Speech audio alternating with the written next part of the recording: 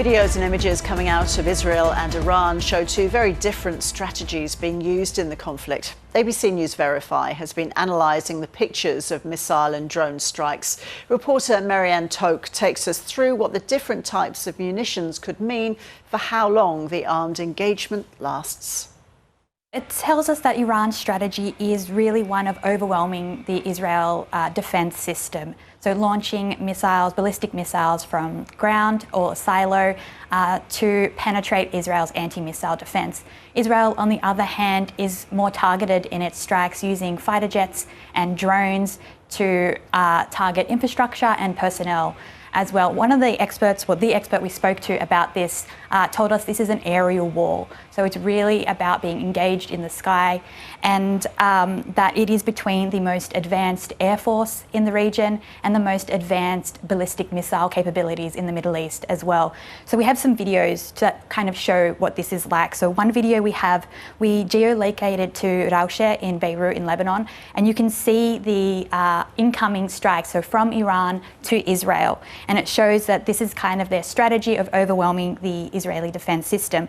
And on the other hand, we have a shot here in Israel. It's possibly in Haifa area, which shows a series of missiles, but it's from a much closer range. So you can see the impact of when they get through that anti-missile defense system. So the one in Haifa that we're talking about, you can see the actual point of explosion as well. So when you look at that from the Iranian perspective, so this is the one in Haifa we're talking about, it's that barrage and then the impact, so overwhelming that Israeli anti-defense system, anti-missile defense system, sorry. So when we look at Tehran, on the other hand, we're looking at precision strikes. So that's from potentially modified F-35 fighter jets, they're called the F-35I.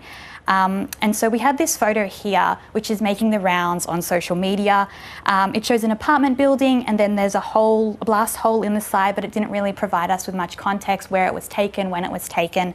So what we did was find the original photographer for this. We found that it was a photographer for a media outlet, and then we found the wider street view, and we reverse image searched it to that mosque, and we matched those up to know that this was in northern Tehran.